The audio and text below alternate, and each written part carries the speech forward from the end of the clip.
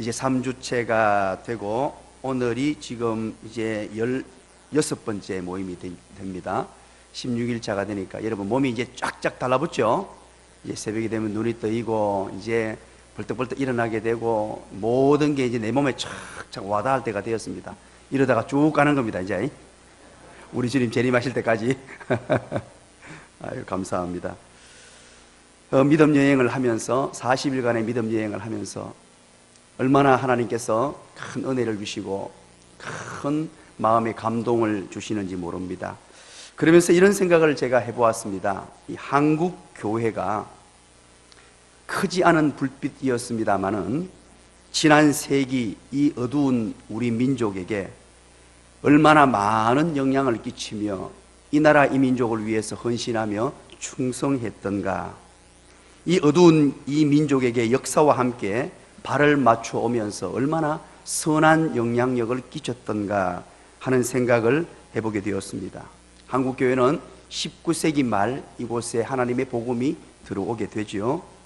이제 100여 년이 넘는 교회가 되었습니다. 그동안 이 나라 이 민족의 숱한 아픔과 여러 가지 고난과 발을 맞춰 오면서 이 어두운 이 나라의 아픈 하나님의 백성들, 아픈 민족, 아픈 백성들을 어루만져 오면서 참으로 수많은 역할을 우리 한국교회가 담당을 했다 하는 생각을 해보게 됩니다. 이 서러운 역사의 굴복과 함께 발맞춰 교회가 치대한 영향을 끼치며 아픈 민족들, 아픈 백성들의 가슴을 어루만져주며 희망을 그렇게 심어준 것이 우리 한국교회였다 하는 생각도 해보게 됩니다. 어려울 때마다 교회의 성도들의 기도와 헌신과 희생으로 이렇게 이 민족이 지탱해 왔다고 저는 깊이 한번 묵상해 보게 됩니다. 이런 일들을 만들어낸 것은 바로 이 자리에 앉아 계신 여러분들과 같은 신실한 그리스도인들 때문이다. 그것이 곧 이 나라의 역사요, 이 나라의 전통이다 하는 생각도 해보게 됩니다. 참으로 고맙습니다. 새벽을 깨우셔서 기도해 주시는 모든 분들에게 정말로 진심으로 고마움을 느끼고 감사를 느끼고, 여러분들은 느낄지 느끼지 않을지 모르겠습니다만 이 자리에서 이 기도하는 이 기도가 얼마나 큰 영향을 미치고 얼마나 놀라운 일들을 만들어내는지 모릅니다. 이것이 얼마나 하나님을 기쁘시게 하는 것이요, 이것이 얼마나 이 지역 사회, 이 대구도성 경상도성을 살리는 일인지요.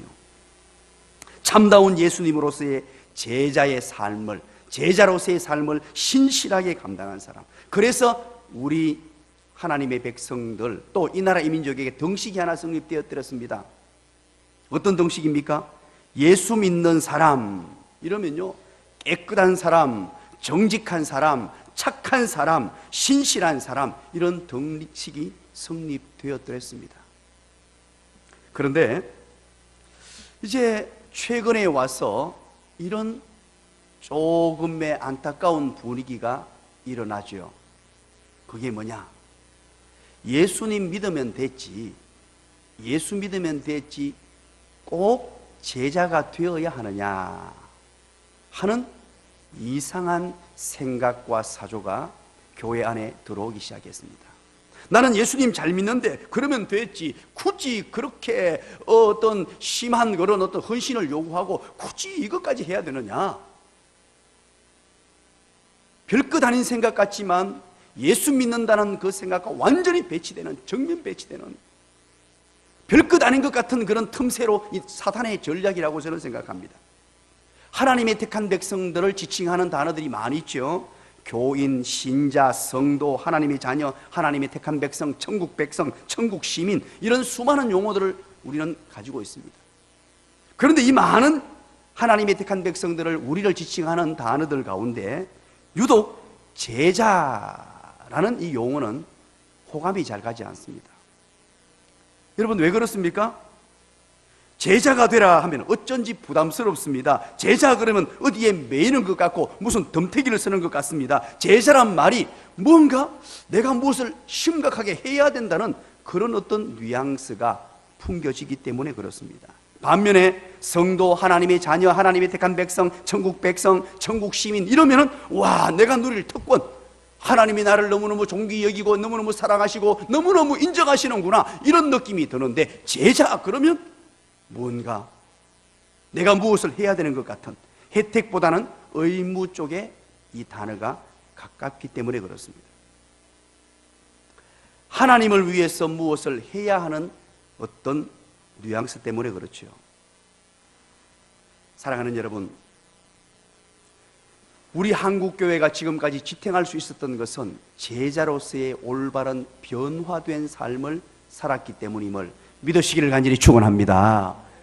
우리가 지금 이 시점에서 다시 한 번 더 깊이 생각해 봐야 될 것, 나는 예수님을 믿고 예수님의 자녀가 되어 변화되었는가? 변화되었는가? 정말로 주님 위해서 헌신하며 희생하며 살아갈 수 있는 그런 삶이 받쳐주는 그런 변화된 하나님의 사람들인가? 부자 청년이 등장합니다. 마태복음, 마가복음, 누가복음에 동일하게 등장하는데, 이 사람을 한 청년, 한 사람, 혹은 관원이었다, 관리였다, 부자였다, 이렇게 소개합니다. 젊은 부자였는데 엘리트였고 대단한 사람이었습니다. 그는 예수 믿기를 원했습니다. 자신의 삶을 한번 바꿔보려고 그렇게 나아왔습니다. 그런데 그는 실패했습니다. 왜 그런가 하니까, 돈을 의지하는 삶의 태도, 삶의 변화를 우리 주님께서 요구하셨는데 그걸 거부했기 때문입니다. 그와 정반대되는 사람이 있습니다. 누가복음 19장입니다. 바로 삭개오라는 사람입니다. 그는 예수님을 만나는 순간에 누가 요구하지 않았습니다. 누가 지시하지 않았습니다. 그런데 그는 그 마음속에 자발적인 어마어마한 변화의 소용돌이를 맞이하게 되는데, 그래서 전 재산의 절반을 떼서 나누어 주고, 그리고 토색한 것이 있으면 사배로 갖게 되는 엄청난 변화를 경험하게 됩니다. 따라서 합니다. 구원은 변화다. 구원은 변화다. 가장 중요한 것은 변화입니다. 예수님을 믿고 하나님의 자녀가 되었습니다. 제자가 되었습니다. 구원을 받았습니다. 구원을 받았다고 하는 것은 변화된다는 것을 의미합니다. 제자가 된다는 것은 스승을 따라서 스승처럼 변화되는 것입니다. 구원은 예수 믿고 주님을 따라가는 것입니다. 따라간다는 것은 그분을 모델로 삼고 그대로 변화된 삶을 산다는 것입니다. 가치관이 변화되어야 됩니다. 사상이 변화되어야 됩니다. 인생관이 변화되어야 됩니다. 세계관이 변화되어야 됩니다. 가정관, 물질관, 직업관, 인간관, 국가관, 모든 것에서 이 패러다임의 변화가 확연하게 일어나야 되는 것이 구원인 줄 믿으시기를 간절히 축원합니다. 오늘 우리는 마가복음 6장을 함께 살펴보려고 합니다. 우리의 삶의 걸음 어떠한 변화가 일어나야 하는가? 우리 7절 한번 보겠습니다. 우리 7절 한 번 더 뜻을 생각하면서 다 같이 읽도록 하겠습니다. 시작. 12 제자를 부르사 둘씩 보내시며 더러운 귀신을 제어하는 권능을 주시고. 아멘.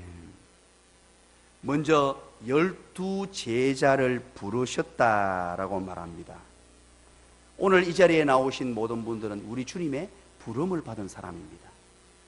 그래서 제자들은 세상에서 부르셔서 세상 속으로 보내심을 받은 사람들이다 하는 명확한 자기 정체성을 알고 있어야 됩니다. 먼저 부름받은 사람이에요. 자, 그런데 여기에서 그리스도인이라는 말과 전도인이라는 말이 같은 말인 줄 여러분 아십니까? 그리스도인이라는 말은 전도하는 사람입니다. 이게 우리의 정체성이에요. 그런데 어떤 사람은 내가 그리스도인이 되었고 나는 이제 하나님의 복음을 전하는 전도자인 줄 알고 사는 사람이 있고, 또 어떤 사람은 자기가 전도자로 부름받았음에도 불구하고 그걸 모르고 있을 뿐이지, 모든 하나님의 사람들은 부름받는 순간 보내심을 받은 사람입니다. 이거 여러분 정확하게 기억하셔야 됩니다. 우리는 먼저 하나님의 부름을 받습니다. 우리 주님의 부름을 받습니다. 제자들을 부르셨다고 합니다. 이것은 하나님의 은혜를 경험합니다. 하나님의 사랑을 경험합니다. 하나님의 은총, 하나님의 놀라운 은혜와 복을 받는 자가 되었단 말입니다. 부름받는 순간에 이루 형용할 수 없는 놀라운 은혜를 경험하게 돼요. 어떤 사람은요, 감정적인 은혜도 같이 누리게 되면서 어떤 정적인 은혜, 지적인 은혜, 모든 것이 폭포수와 같이 떨어지는데 이 주님 때문에 눈물이 솟구쳐 오릅니다. 주님만 생각하면 너무너무 행복하고 너무너무 즐거워서 길을 가다가도 웃고 잠을 자다가도 웃고 이상하게 내가 주체할 수 없는 그런 놀라운 은혜들이 막 쏟아지는 거예요. 그게 부름받을 때 나타나는, 성격에 따라 조금은 다르지만, 그분의 어떤 성향에 따라 다르지만, 이 예수 그리스도의 부름을 받는 순간에 우리 모두는 놀라운 것을 경험하게 됩니다. 하나님께서, 우리 주님께서 제자들을 부르실 때 부르사 둘씩 보내셨다라고 하는데요, 여러분 보십시오. 이 제자란, 하나님이 택한 백성이란 축복을 위해 부름받은 사람인 동시에 축복을 나누어 주기 위해 보냄을 받은 사람이다. 이것을 꼭 기억하셔야 됩니다. 그런데 오늘날에는 서두에 말씀드린 대로 하나님의 택한 백성, 천국 백성, 부름받은 것에만 오로지 초점이 맞춰져 있어서 내가 제자로서의 사명, 보냄을 받은 사람이라는 이 생각은 잘 하지 못하는, 내가 지금 부름받은 사람인 동시에 우리 주님을 위해서 보냄을 받은 사람이다, 내가 축복의 주인공이 된 동시에 이 축복을 나누어주는 축복의 통로라는 사실을 망각하는 수가 많다는 것이에요. 주님께 부름받은 사람이라면 세상을 향해 용감하게 나아가야 되는 줄 믿으시기를 간절히 축원합니다. 우리는 나아가야 합니다. 그걸 위해 부름받았습니다. 이제는 우리는 예수 그리스도를 믿고 하나님이 택한 백성이 되고 그 은혜를 누립니다. 행복을 누립니다. 즐거움을 누립니다. 인생에 이전에 경험해보지 못했던 놀라운 은혜와 복들을 누립니다. 그렇다면 이것을 가지고 나아가는 것입니다. 이 복을 세상 사람들에게, 이 모르는 사람들에게 나눠주러 가는 것입니다. 그리스도인은 좋은 세상을 찾아다니는 사람들이 아닙니다. 어떤 세상이든지 좋은 세상으로 바꾸는 사람들이 그리스도인임을 믿으시기를 간절히 축원합니다. 그리스도인들은 좋은 사람을 찾아다니는 사람이 아닙니다. 어떤 고약한 사람이라도 하나님의 자녀로 바꾸어 놓는 사람이 그리스도인인 줄 믿으시기를 간절히 축원합니다. 그것이 바로 우리의 정체성입니다. 여러분, 요셉이 가는 곳곳마다 한번 기억해 보십시오. 요셉이 가는 곳곳마다 세상이 변합니다. 요셉이 보디발의 가정에 머물렀을 때에 보디발의 가정이 복을 받고 변화되었습니다. 요셉이 감옥에 갔을 때 그 고약한 죄수들이 변하게 되는 놀라운 역사를 보게 됩니다. 요셉이 애굽 왕궁에 머물 때에 애굽 왕궁이 전 세계가 감으로 다 죽어가지만 요셉이 그곳에 머물 때 그 애굽의 왕궁이 복을 받습니다. 하나님의 택한 백성들은 축복을 몰고 다니는 사람인 줄 믿으시기를 간절히 축원합니다. 옆에 사람에게 가르쳐 주시기 바랍니다. 내가 이래봬도 복을 몰고 다니는 사람이야. 야, 얼마나 놀랍습니까? 변화영 집사님이라고 우리 교회에 있죠. 우리 변화영 집사님 아주 훌륭합니다. 우리 변화영 집사님 어디 앉았어요? 저기 있네. 저희 온 가족이 나와 있는데 이 40일 특세를 시작하면서 지금 제자반을 받고 있습니다. 제자반을 받으면서 단단히 결심을 하고 40일 특세에 완주하기 위한 프로젝트에 돌입을 했어요. 몇 개월 전부터 40일 특세를 어떻게 완주하느냐. 왜냐하니까 공무원이기 때문에 이게 잘 안 맞아요. 당직도 걸리고 근무도 걸리고 무슨 세미나도 가야 되고 이래서 여기에 모든 걸 집중해서 이제 이번에 계획을 짰습니다. 그리고 준비 기도에 들어갔습니다. 그리고는 당직도 전부 바꿨어요. 40일에는 당직도 이제 힘써가면서 다른 거 다 해주고 당직 안 걸리도록 다 맞춰서 40일 완주하도록 딱 해놨습니다. 그런데 문제가 터진 거예요. 뭐냐니까 공직자 역량 강화 교육이 있답니다. 이것은 빠지지 못한대요. 공직자 역량 강화 교육. 그래서 이걸 잡혔는데 하나님 이걸 어떻게 할까요? 하고 이제 오래전부터 기도하면서 이걸 해결해 주세요 하고 하는데 갑자기 매년 이게 경북, 문경, 이제 전라도 무주 이런 곳에서 했답니다. 그런데 올해 발표가 딱 났는데 청도에서 한다고 발표가 났대요. 여기서 올 수 있다는 거예요. 그러면서 거기에 할 장소가 없는데 뭘 하나 지었냐니까 청도 화랑 풍류 마을이라고 610억을 들여서 그걸 만들었대요. 그러면서 우리 변집사님이 고백하는 게 나의 기도를 들으시사 내가 40일 특세 완주하게 하시려고 610억을 들여서 청도를 발전시켰습니다. 그 고백을 하는 거예요. 제자반에서. 이야, 그 얘기를 듣는 순간에 제가 가슴이 벌렁벌렁 막 뛰는데, 이런 자세면 되겠구나. 물론 여러분, 생각하기에 따라서는 조금 과장된 것 아닌가라는 생각을 할 수도 있겠습니다만, 정말로 축복을 몰고 다니는 사람이라는 이 자부심과 하나님이 하시는 일이라는 이 확고부동한 믿음. 우리는, 하나님의 택한 백성들은 연약한 자신을 바라보면 안 됩니다. 나는 축복을 몰고 다니는 사람이야. 가장 큰 복이 뭐냐? 예수 복음 아닙니까? 내가 예수 복음 때문에 살았지 않습니까? 저는 저의 지난 삶을 돌아보면요, 예수 몰랐으면 어떻게 했을까? 어린 시절에 예수님 안 만났으면 어떻게 했을까? 저는 눈을 뜨도 눈을 감아도 어린 시절부터 다녔던 교회밖에 모르는 사람이에요. 지금도 만약에 교회를 몰랐다면 내가 어떻게 살았을까? 자다가 생각해도 감사하고, 눈을 뜨도 감사하고, 설교 준비하다가도 감사하고. 기가 막힌 은혜예요. 기가 막힌 은혜. 우리의 자신 연약한 모습만을 바라보고, 아이고 내가 무슨 복음을, 내가 무슨 이 복을 전달하는 사람이야, 내가 무슨 보냄을 받은 사람이야, 그럴 필요 없다는 거예요. 내가 이 세상의 중심에 있어서 나를 통하여 일하시는 하나님, 마가복음을 통하여 주신 위대한 가능성을 가지고 나아가라고 명하신 우리 주님의 명령, 레위 마태를 통하여, 베드로를 통하여, 야고보와 요한을 통하여 그 연약한 사람들을 사용하신 주님, 그 주님께서 우리 연약한 사람을 붙드시고 위대한 가능성이 있으니 겨자씨 비유를 통하여 가라. 가면 내가 책임질게. 나아가라. 너는 보내심을 받은 사람이야. 믿으시길 간절히 축원합니다. 이 사실을 알리기 위하여 우리는 보내심을 받은 사람이라는 것, 우리는 주님의 축복을 위하여 부르심을 받은 사람 정도에서 맺히는 것이 아니라 그것을 전달하러 보내심을 받은 사람이라는 사실.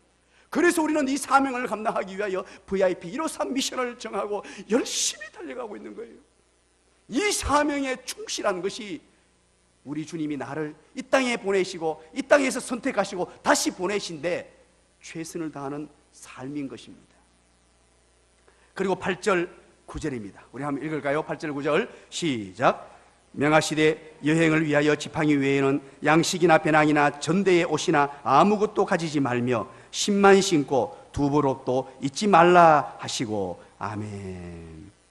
여기에서 두 번째, 이 제자의 삶을 살기 위한 하나의 원칙을 우리에게 말씀해 주십니다. 이 본문이 이렇게 길게 기록되어 있습니다만 한마디로 말하면 주님 외에는 어떤 것도 의지하지 말라. 한마디로 말하면 우리 주님만 의지하라 이 뜻입니다.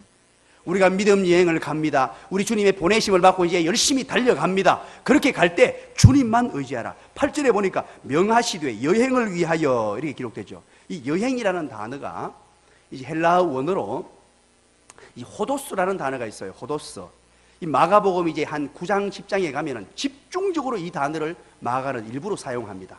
호도스라는 단어는 길이라는 단어예요. 그래서 이 단어를 부각시키면서 예수님께서 지금 어떤 길로 가고 계시느냐, 이 십자가의 길을 가는 것을 부각시키면서 제자도에 대한 얘기를 할 때 이 호도스라는 단어는 매우 중요한 단어예요. 그런데 오늘 본문에 이 호돈이라는 단어를 쓰고 있는데 그게 원어가 호도스입니다. 여기에서 이 호돈이라는 단어는 길을 나타내는 말입니다만은 진행, 진보, 여행, 더 나아가서는 생활 방식, 행동 양식을 가리키는 단어예요. 즉 바꾸어 말하면 제자들의 삶의 방식, 생활 방식이란 말입니다. 그 생활 방식인데 뭘 가지고 가느냐? 지팡이 외에는 어떤 것도 가지지 말라. 신도 그리고 옷도 두 벌 가지지 말라. 오늘 여기 기록된 건요, 양식, 배낭, 전대, 신 이런 모든 것들은 생활의 필수품입니다. 사치품이 아니에요. 이걸 사치 여기듯이 막 멋을 내기 위해서 가는 게 아니라 여행할 때 반드시 필요한 필수품입니다. 그런데 이 필수품도 가지고 가지 말라 그래요. 오늘 이 이야기는 여러분 오해하시면 안 돼요. 이 땅을 살아가면서 하나님, 그러면 우리가 가난을 선택하고 이제 돈도 다 버리고 믿음 여행을 떠나는데 이제 40일 믿음 여행 와서 절단 났네요, 이제 그죠? 다 버려야 되고 이거 아무것도 안 가지면 안 되고 그런 의미가 아니에요. 여기서 말하는 것은 소유의 문제가 아니라 신앙의 문제를 이야기하는 거예요. 우리가 살아가는 삶의 양식, 우리가 이 땅을 살아가는 삶의 방식, 믿음 여행을 떠나는 이 호도스, 이 길을 가는 하나님의 택한 백성들의 삶의 태도, 그게 뭐냐? 오직 주님만 의지하라, 믿으시기를 간절히 축원합니다. 바로 이 신앙의 문제를 우리에게 말씀하고 있는 것입니다. 주님만 바라보라는 것입니다. 왜냐 하니까 돈을 너무 많이 가지면 믿음 없는 사람이 돈을 의지하게 돼 있어요. 머리가 너무 좋고 똑똑하면 자기 머리를 믿고 자기 지혜를 믿고 자기 똑똑함을 믿고 우리 주님을 멀리할 수 있단 말이에요. 부모가 잘 사는 사람은 나도 모르는 사이에 부모를 의지하게 돼 있단 말이에요. 권력을 가진 사람은 권력을 의지하게 돼 있단 말이에요. 그래서 그런 삶을 원치 않다. 온전히 우리가 살아가야 될 삶의 방식은 우리 주님만 의지하라, 하나님만 의지하라는 이 하나님의 말씀인 줄 믿으시기를 간절히 축원합니다. 이 말이 시편 146편 3, 4절 말씀 아닙니까? 귀인들을 의지하지 말며 도울 힘이 없는 인생도 의지하지 말지니 그의 호흡이 끊어지면 흙으로 돌아가서 그날에 그의 생각을 소멸하리라. 우리가 살아가는 삶의 방식입니다. 믿음 여행을 떠납니다. 우리 주님이 우리를 부르셔서 보내셨는데, 하나님 나는 할 줄 아는 게 없는데요, 뭐 가진 게 없는데요, 그럴 필요 없다는 말이에요. 우리 주님 바라보고 우리 주님 의지하면 주님께서 능력을 주시는 줄 믿으시기를 간절히 축원합니다. 그게 바로 우리의 삶의 방식이어야 합니다. 신명기 8장 12절부터 14절 말씀입니다. 네가 먹어서 배부르고 아름다운 집을 짓고 거주하게 되며 네 소와 양이 번성하여 네 은금이 정식되며 네 소유가 풍부하게 될 때에 네 마음이 교만하여 네 하나님 여호와를 잊어버릴까 염려하노라. 그렇게 말씀하세요. 하나님이 주시는 은혜와 복이 너무 많습니다. 그래서 양도 소도 번성하고 은금도 정식이 되면 잘 되는 복이 주어졌을 때 이 사람, 우리 연약한 인생은 그것 가지고 논다고, 그것 가지고 재미에 빠져가지고 우리 주님 의지하지 않고 우리 주님 바라보지 않고 여호와를 잊어버릴까 하노라 그럽니다. 그래서 우리는 이 믿음 여행을 떠나면서 오직 우리 주님만 의지하고, 주님만 의지했을 때 하나님이 때로는 복음을 위해서 보내심을 받을 때 필요한 거 공급하시거들랑 그 공급하시는 거 거기에 매몰되지 말고 그거 가지고 더 열심히 주를 위해 헌신하는 그런 저와 여러분의 삶이 되시기를 주님의 이름으로 간절히 축원드립니다. 마지막 한 가지입니다. 10절입니다. 다 같이 읽겠습니다. 시작. 또 이르시되 어디서든지 누구의 집에 들어가거든 그곳을 떠나기까지 거기 유하라. 아멘. 오늘 주님께서 제자들을 향해서 어디서든지 누구의 집에 들어가거든 이라고 말씀하죠. 여기서 제자들이 어디를 가든지 그들이 머물 집이 있다는 것을 전제하고 말씀하시는 거예요. 이 말은 제자의 삶을 살 때, 부름을 받고 보내심을 받은 하나님의 택한 백성의 삶을 살 때 주님이 책임지신다는 것을 지금 말씀해 주시는 거예요. 어디를 가든지 머물 곳을 우리 주님께서 미리 준비해 두신다. 네가 그거 염려하지 마라. 너는 아무것도 안 가지고 가도 된다. 지팡이 하나 외에는 가지고 가지 마라. 주님만 의지하고 나만 의지해라. 그러면 그 삶을 어디에 가든지 네가 머물 곳을 준비하고 어디에 가든지 네가 생활할 건 내가 책임져 줄게. 바로 그 약속을 하는 겁니다. 우리는 이 땅을 살아가면서 미리 앞날의 일로 인해서 염려할 필요가 없다는 것입니다. 하나님께서 언제나 우리보다 먼저 한 발 앞서서 예비해 주시고 우리의 삶을 인도하시는 분임을 믿으시기를 간절히 축원합니다. 그래서 우리는 광야 여정을 한번 생각해 보시기 바랍니다. 이 광야 여정에서 우리 주님께서 언제나 앞서서 인도하셨어요. 구름 기둥과 불 기둥으로 날마다 인도해 주시고 때를 따라 하나님이 도우시는 은혜를 주셨으며 만나를 내려서 메추라기를 내려서 하나님이 인도하셨고 시마다 때마다 필요한 것 공급해 주셨던 그 하나님 책임지실 뿐만 아니라 심지어 오늘 본문 7절에는 더러운 귀신을 제하는 능력도 주시고 13절에 귀신을 쫓아내는 병을 고치는 능력도 주셨다. 그렇게 기록하고 있습니다. 우리를 책임져 주실 뿐만 아니라 능력 있는 하나님의 사람으로 예수님의 이름을 주셔서 예수 이름으로 나갈 때 때로는 예상하지 못했던 어려움을 만날 때 주님의 이름으로 선포하면 기적도 주시고 하나님의 능력으로 우리가 상상하지 못했던 하나님의 큰 은혜와 복을 주시는 줄 믿으시기를 간절히 축원합니다. 오늘 우리는 마가복음 6장 7절부터 13절의 말씀을 통하여 우리의 정체성을 다시 한번 살펴보았습니다. 우리는 부름받은 자인 동시에 보내심을 받은 자라는 사실, 우리는 너무나 부름받은 자에 주님께서 나를 부르셨다 거기에 감격에만 빠져 있지는 않았는가. 다시 한 번 더 우리는 생각해 보기를 원합니다. 나는 부름받은 사람인 동시에 보내심을 받은 사람, 이것이 나의 사명이다. 이것이 나의 복음으로 나아갈 방향이다. 여기에 우리의 마음과 뜻과 정성을 모아서 어떻게 하면 그러면 나의 이 사명을 감당할 것인가? 바로 주의 복음을 위해 사는 것입니다. 오늘 이 아침에 함께 기도하기를 원합니다.